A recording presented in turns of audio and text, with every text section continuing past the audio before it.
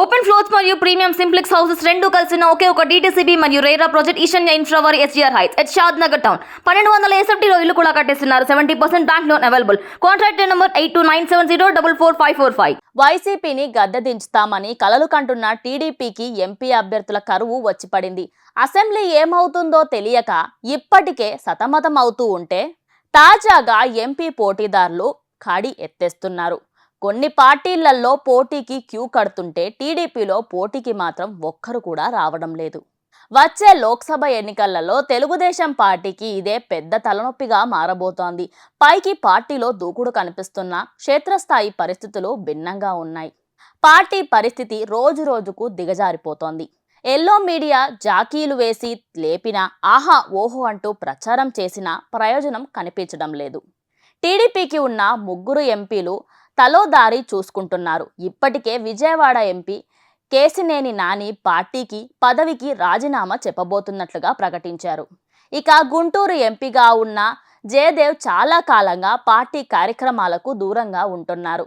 ఈసారి పోటీ చేయలేనని తేల్చి చెప్పేశారు.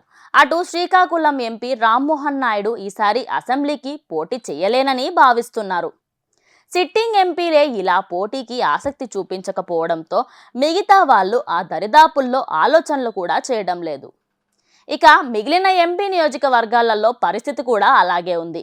అక్కడ కూడా పోటీ చేసేందుకు నాయకులు ఎవరు ముందుకు రావడం లేదు. పార్టీ పరిస్థితి అంతంత మాత్రంగా ఉంటే ఎంపీలు పోటీ చేసేవారికి చంద్రబాబు పెడుతున్న టార్గెట్లు కూడా ఎక్కువగా ఉన్నాయట.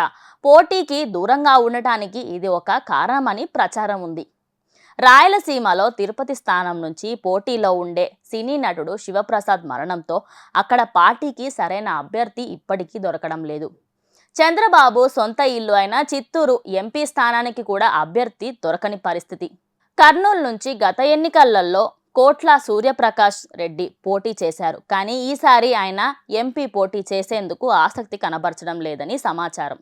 ఇక నర్సారావుపేట నుంచి పోటీ చేసిన రాయపాటి ఏకంగా పార్టీకే దూరంగా ఉంటున్నారు. బాపట్లలో పోటీ చేసిన శ్రీరామ్ పరిస్థితి కూడా అంతే. కడపలో పోటీ చేసే అభ్యర్థి దొరకడం లేదు. ఇలా 25 నియోజకవర్గాలలో సగానికి పైగా స్థానాలలో ఎంపీ అభ్యర్థులు దొరకడం లేదు. ఈసారి కూడా టీడీపీ పరిస్థితి మరింత దిగజారడంతో పార్టీలో నాయకులు ఎవరు ఎంపీలుగా పోటీ చేయడానికి ఆసక్తి చూపించడం లేదు. దీంతో పక్క పార్టీలలో ఉన్న నాయకులు ఎవరైనా తమ పార్టీలోకి వస్తారేమోనని దింపుడు కళ్ళెం ఆశతో చంద్రబాబు ఉన్నారు. అటు జనసేనతో కూటమి కట్టి అసెంబ్లీ ఎన్నికలలో దున్నేస్తామంటున్న చంద్రబాబు ఎంపీ స్థానాలకు అభ్యర్థులు ఎందుకు ముందుకు రావడం లేదో మాత్రం చెప్పట్లేదు. టీడీపీకి గెలిచే సత్తా లేనని ఎంపీ అభ్యర్థులు పారిపోతున్నారనే టాక్ అసెంబ్లీ ఎన్నికలపై పడడం కూడా ఖాయం. మరి జనసేనతో కలిసి అద్భుతాలు చేస్తామంటున్న చంద్రబాబుకు జనాలిచ్చే తీర్పు ఈసారి కూడా ఓటమి బాధ తప్పేలా లేదు.